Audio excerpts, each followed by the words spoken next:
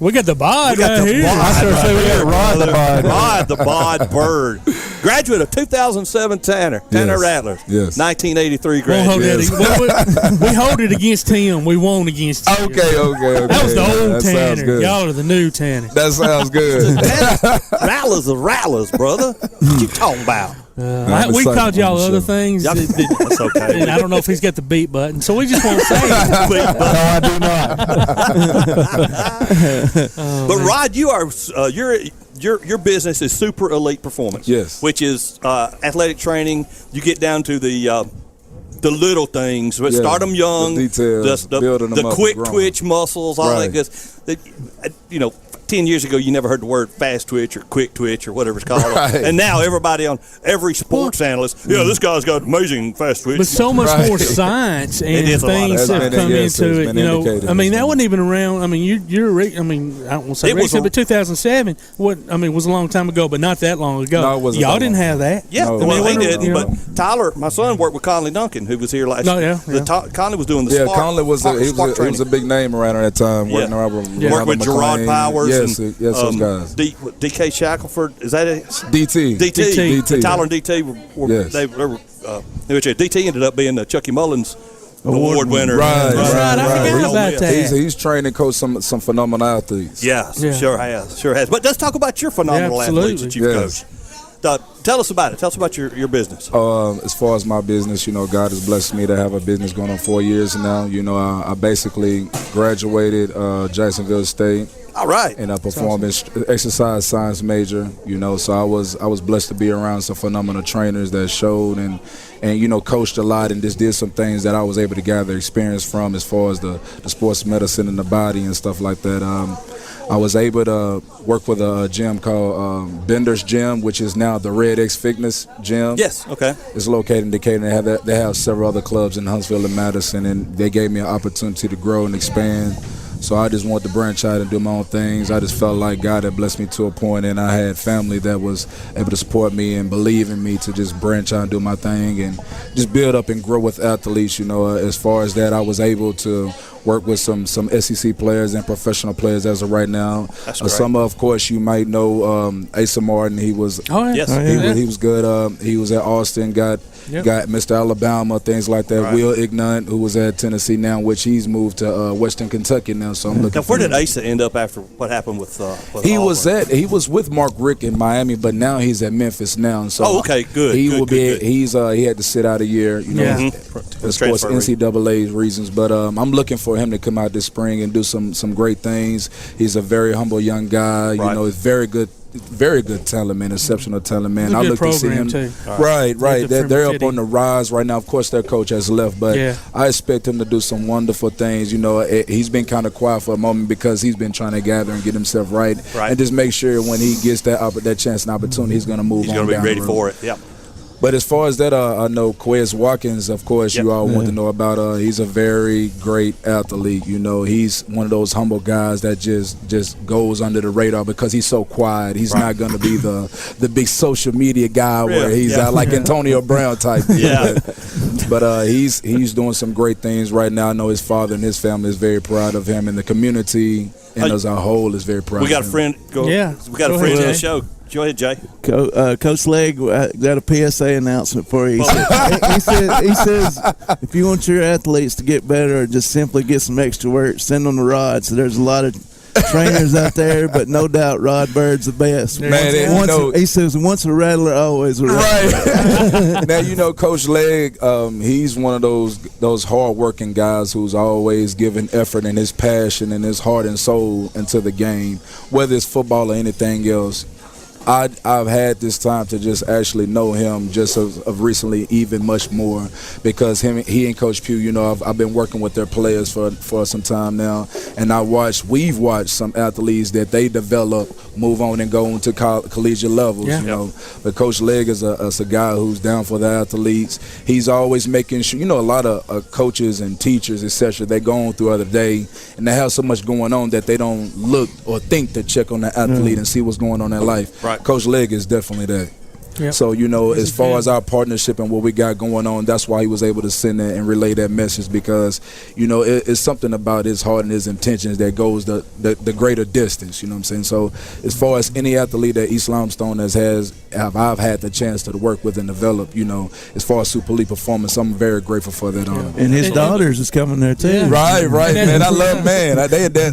They're just like him, like those things, man. They work. They do not get tired. They do not quit. They got everything about fighting them just like he does. So, That's awesome. But you know what? Obviously, all the things you just said about him translate to yourself as well. Or he wouldn't trust you to train his daughters. Exactly, He didn't have them. exactly. So that says a lot. That says a whole lot. I'm grateful for that, man, because, you know, as a parent, you know, you got so much going on in the world today with your children as far as people handling them, especially females at that age. So when I'm able to get young children like that of a matter, because if you think about it, in today's world, like you brought up, trainers, you know, there's so many trainers that want to get connected to the top star athletes and say they are a trainer. You know, I've basically, you know what I'm saying, dedicated to myself to saying, hey, you know, I don't want the number one player. Yeah. If God blesses me to be with a number one player, then so be it.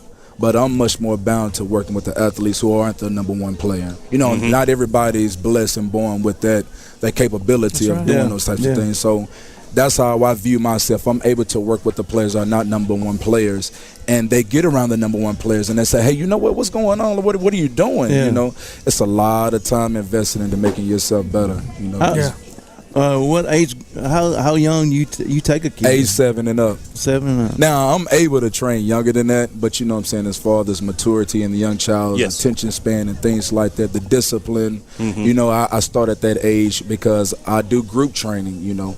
So I want everybody to Group training is good. Right, I mean, right. you got your individual training as they get older, but especially at that age. Right. They push each other. Exactly. I like for young kids, especially like Coach Legg's children, and you know what I'm saying, just to take for example, they're able to get in a group, and if a young child is not being motivated or not, you know, doesn't have that effort or fight in them, they're able to see other younger children push and fight through and say, hey, you know what, I can do this too. You know, this child is no different than me, you know. Unless it might be a slight learning curve, but as far as me as a trainer, I dedicate myself to working with children who have slight learning curves or et cetera, you know what I'm saying? Yeah, and that's just how they get better anyway, and then having you there to see that, Right, what their learning curve just is. guide them through. So, you know, say a 7-year-old versus a 12-year-old versus an 18-year-old. Right. The body is so much different at each stages of age. Right. And obviously you can do more technique type stuff or whatever, As far as strength and all that with the older ones. But do you have an age group that is more like that you can see improve in a shorter time? Honestly, if you like today, what he was talking about changes, you know, as far as strength and conditioning and things like that. Just think about if athletes like Bo Jackson and Michael Jordan Can you had imagine? those types of things, Right. you know, Wow. as a younger child. Yeah. You know, now that I'm taking on the challenge of working with younger children as they grow up, Right. I'm starting to see some of these younger children who have, like, say, for instance, I can see a 7 and 8-year-old in the next 4 years who's gonna be that top-notch athlete. Right. You know, there's sometimes their parents may play sports, etc. The child is just gifted. That's no way that you can take that away from them. Our listening buddy Greg Miller texts me, says a whole lot of people have the ability, but they don't have the heart. But then you look at the guys that not necessarily don't have the ability, but maybe marginally have a middle grade talent level, but work to get to that because they have that heart. Right. And sometimes, and you can see those kids easily. And sometimes, as we're looking at some of these players, like in the NFL and professional sports, a lot of players who had the talent and ability, they didn't have that drive and that work ethic, and they just coasted on their way. Yeah, they just relied on their talent. Yeah. It's much more than that. So a lot of professional players that you see leave from these bigger schools, they don't last long in professional sports. That's true. It's the players that had to work real hard to make it. They had to just dig their way out. You know, those people have better survival skills. They last longer. They do. Well, They become students of the game. This is how my son set his benchmark when he worked out. He did not stop until he puked. Right. And then he puked and he went back in there. That's mental toughness. And Coach Legg was in there in the weight room one day. Tyler's Oh, well, you know he's going to do it. and Legg goes, "Did you just puke?" I was like, wiped his mouth. Yeah, back in there and going again. But how many times do you see that kid that's always the biggest, the strongest, the fastest as they're younger, right? And then they dominate right from 11 to 15 to even maybe high school. Yeah. And they haven't had to work as hard. Then they get to that college level. They haven't had somebody like you or somebody to push them, and then they come back home because all of a sudden it's like, what? I got one more quick story. I know y'all get tired of hearing about my son. No, we listen, man. We're over at Conley's. I'm over watching him at Conley's one day, and they're doing the drills, the cone drills and everything. We've got a brand new couple with their son who's he's 8th grade learning the baseball. He's learning the first step to steal a base, and Tyler's over there going. I looked at the mother. I said, "You might want to turn your head because I know what's fixing to happen next." She said, "What? Wow!" And everything that Conley was probably doing with your children is just preparing them. Exactly. A lot of kids. This is much more than just sports. When you talk about preparation, it's a stepping stone of life. Yep. Of life, whether you want to get that good job, that good engineering job, whether you want to go to Alabama and get that good degree and become a business owner in general, all those things play a factor in learning how to work hard and push hard. Sometimes younger kids, they don't understand when older people, I didn't understand it right then, but my older mentors and my parents too as well, they did a good job with raising me, learning how to push through. Sometimes you may not can see yourself going the further distance, but if you learn how to just wheel your way on and stay grounded on focus and fundamentals, you bypass somebody that was supposed to be in front of you, but they look back and say, you know what, how did you get up there? Is it so much that you're just so much better than me? And it translates, like you said, kind of it's not just athletics and sports. It's life. It's life. It's life. I mean, it's that drive to maybe, like you said, get that engineering degree and then become the senior engineer. All that translates into life and skills. Some of these people, man, they don't understand that the gift and ability and the knowledge that God has given within them, they can become one of today's world leaders. And that's so much more than sports, because sports can only last you for so long. That's right. Tyler graduated with a conference championship at Division III at Mississippi College and graduated cum laude with graphic design. And which one? Which one as a parent are you more proud of? I was really proud of that cum laude degree. You love the conference. That's what I'm saying. I saw the field goal when they won the game that won the conference championship. But to see your kid walk like that is great. Right. And it went to on the opposite side, not maybe the drive with my daughter for sports, but she became a section leader in the UAB marching band. Right. And she graduated. Same drive. Same drive. And same drive. It's sometimes, people look at my life story and I was telling you, basketball has always been my favorite sport. And I'm going to interrupt. So who's your father? Pastor Willie Byrd. Willie Byrd, he played. Willie Byrd. Uncle Terry. Right. Yeah. Bo, all my uncles. That's what when you came in and I knew your last name was Byrd, I'm like, man, I wonder if it's Bo's son. Bo was 3 or 4 years ahead of me at Tanner, but he's a great guy. Right, man. That's all throughout my family, basketball. Even my sister, she was able to. Have you ever seen video?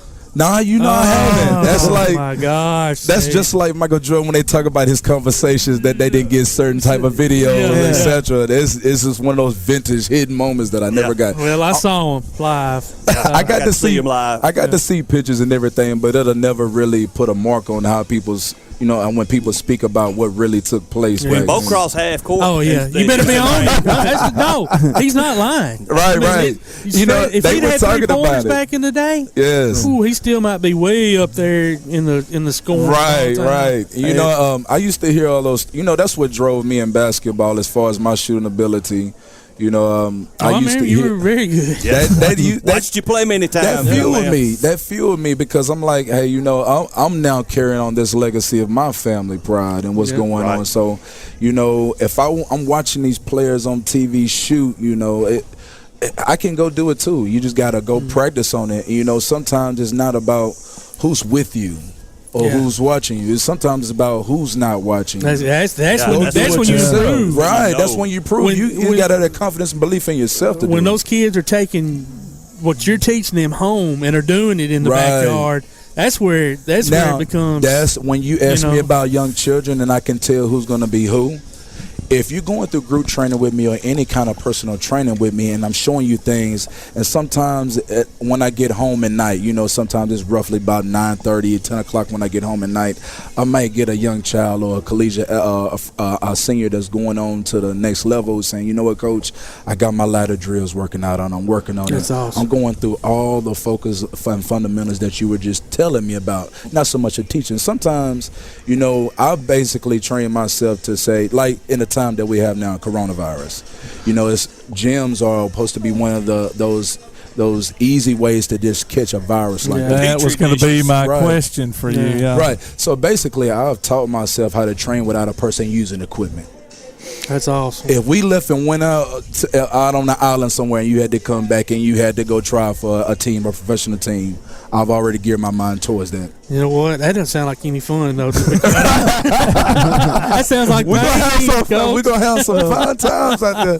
But I basically geared myself towards training and the movements, the change of direction and things like that to train without a person even having to use a weight. What about mind in the body? I mean, like, are you teaching you that? Like, not mind over the body, but just, basically, I don't know what I'm saying. No, just not as much as just it's all. I mean, the mind works with the body, right? I mean, like, do you have to? Are the techniques that are being taught? Is any of it? Right. I tell athletes to work out through their mind. That's what I guess I was getting at. You know, if you think about it, your brain sends signals to your body about what's really going on. Right. Well, I guess that's what I was getting at. Like, I do it this way. Coach is teaching me to do it this way. That's why they used to say mental reps. Yeah. Yes. You taking those mental reps and you learn how to do everything in your head and then you just do it. Right, exactly. Right. Then you just react. And you don't sometimes even you think see about younger kids as of today that can do that. They're so social media savvy, YouTube, and some kids can just look at something one time and do it. Yeah. Rod, before we go, man, we need to know how to get in touch with you so you can get more of these young fellas, ladies out there to train at Super Elite Performance. Yes, of course. I have my business page on Facebook, and they have my Instagram, Super Elite Performance. All right. Training on Facebook and the gram. All right. Yes, and also my number. They can contact me 256-874-1600. All right. That's an easy number to remember. Right, 874. Call 874-1600. So a lot of people tell me, and you know what? It was crazy thing about that number right there. I've never changed that number. That's mine. I've had the same number since for Verizon was cellular. Wow. Right. I was with T-Mobile for a long time. 50. So you're not? Are you 30? You 30? Yeah. I'm 30 you're now. already 30. It might not look like you're I'm older. 30. Yeah. No, I really don't feel 30. Like, I do everything with I do everything. Wait till you get 50. You know it's feel like when you get 50. Man, see, that's the difference. I'm glad I stepped in this profession right now because, during when I played football, you took so much hitting and pounding on your legs and stuff like that. I don't feel that way anymore. So I'm able to go in and take care of my body and do therapy, maybe hopping in water or hopping in a sauna, hot tubs, etc. Just take care of myself for the longevity. And that's what I'm trying to tell people. You know what I'm saying? Not just even my athletes that I train. Maybe it's an older lady or older man who's went through a lot of things as far as reconstructive surgery, etc. Take care of yourself because you want to have grandkids and you want to be able to enjoy yourself and be with your grandkids and just enjoy that part of your life that you work so hard. If you're not there, who's to say that the parents are going to be there? Yeah, exactly. So, that grandfather parent, that mentorship is always needed in life. It is. And he's a walking advertisement. Absolutely. Ladies and gentlemen, Rod Byrd, Super Elite Performance. Give us a shout at 256-874-1600. It's time to take a quick break. You're listening to Applebee's Tailgate Talk on WKAC, the Big 1080.